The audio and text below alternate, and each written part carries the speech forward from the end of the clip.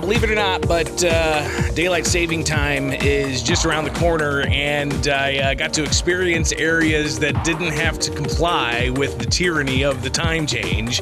If you check out my social media pages, you'll be able to see recent travels I took to the Southwest, where we took in Zion National Park. It was gorgeous. But what was fascinating about traveling around the Southwest was we had to regularly check what time it was, because parts of that area don't comply with the tyranny of the time change, as some people affectionately say that live in that area. I've got a coworker with the Center Square who lives in Arizona. We were able to connect when we were in Las Vegas, and it was funny because he regularly were on national calls with the entire team.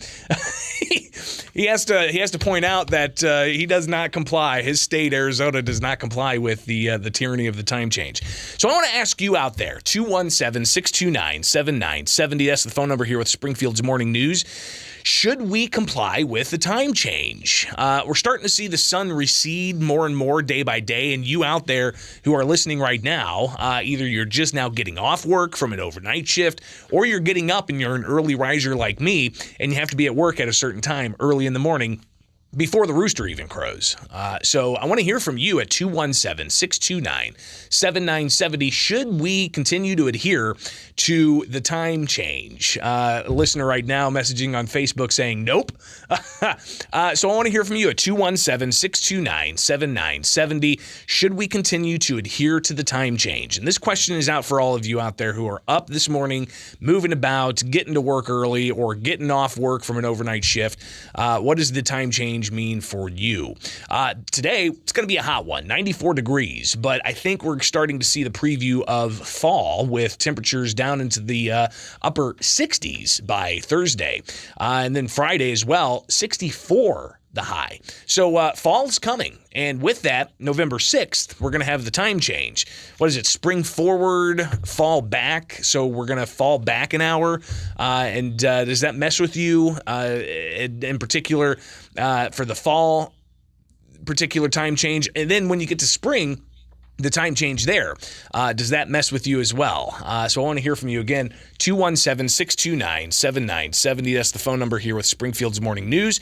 You can also email bishoponair@gmail.com or find me on Twitter, Facebook, Instagram, YouTube. Just search out Bishop on Air, and we can connect that way. We've talked about this in the past, and there's a mix of different concerns and ideas here. One is to just stick with daylight saving time and not change. The other is to stick with the non-daylight saving time. This obviously is something that would have to go through multiple levels of approval from state house actors, but I believe also Congress has to take steps as well. So it's a kind of a convoluted process. But regardless, for you, the end line consumer of time, because everybody out there is consuming time at a rapid pace. It seems more and more rapid as the older I get, at least, and the more responsibilities I get. Time just slips away. I sit there and I count.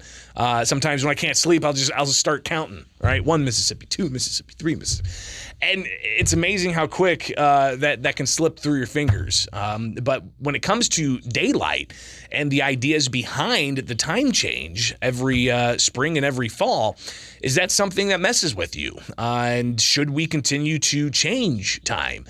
Maybe some of you farmers out there have some ideas. I would love to hear from you, 217-629-7970. You can also email bishoponair@gmail.com. Or you can message me on Twitter, Facebook, Instagram, YouTube.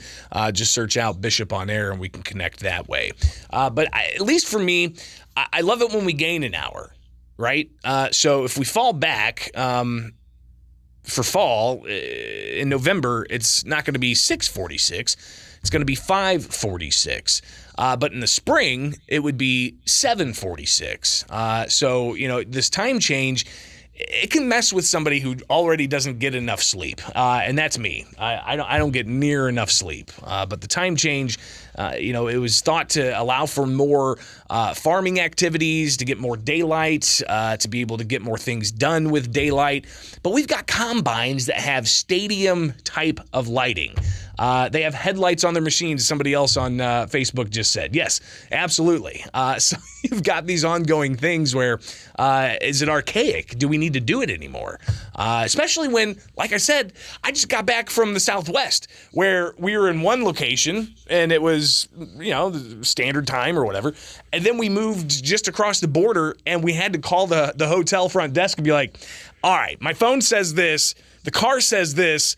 What time is it really? I've got a tour I've scheduled to pay good money for and I don't want to miss it. So we had to, regularly check what the time was because in Arizona, they don't comply with the time changes. Good morning. Your thoughts. Should we continue to adhere to the changes in time every spring and fall? No, we should not, Greg. Good morning. But what I think we should do is go back to standard time and just stay there. I don't want us to go with continued daylight time because I don't want to see the sun coming up at 8 o'clock in the morning. Imagine what that could do for kids and that going to school.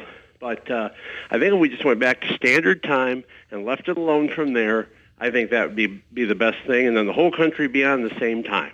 Well, and that's the thing, too, is would this be, just a one-off for Illinois, or should we have the entire nation reevaluate the time change? Greg, I thought there was legislation nationally that was going to deal with this.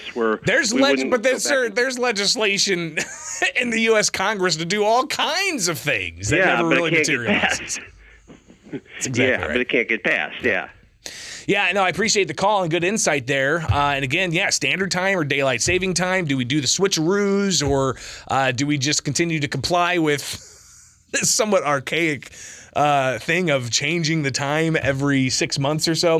Again, 217-629-7970. That's the phone number here with Springfield's Morning News. You can also email bishoponair@gmail.com or find me on Facebook, Instagram, YouTube, and Twitter. But again, we've got this one last blast of summer, apparently. 94 degrees today. And I'm already noticing that, the more I get up every morning, I notice that the sun starting to rise slower and slower. And that just ultimately means we're getting further away from the sun. And, well, that means fall is on the way and winter is coming. So prepare for that. But I appreciate the thoughts on that. Let's see here. So glad you're back. Let's see. I got to pull that up really quick. Comment coming in from a Facebook listener. Let me see if I can switch over and grab that comment. I can see it on my phone here, but I can't read the whole comment. All right. This commenter says, if the computer would speed up with me, and gotta love that. All right. Let's rock and roll here. Come on. I can't get the comment to come up. Live radio, folks. All right. So we've got the comment coming in. And, of course, you could sound off live at 217-629-7970. Or you can email bishoponair@gmail.com. Poor old JC that says, thank goodness I'm back. Selena says, good morning, Bishop. So glad you're back. I vote standard time. The changes suck. Don't mind falling back and gaining an hour, but springing forward and losing an hour is rough. I'm in that same boat. I like gaining an hour of sleep, but the springing back and forth, it's just the whipsaw nature of it, especially for somebody like me who gets up really super early in the morning. Yep. So I appreciate everybody commenting this early in the morning. You guys are the early risers, and I think you are the ones that are mostly impacted by this ongoing time change. It is Springfield's Morning News. I'm Greg Bishop on 92.7 WMAY, Springfield's News.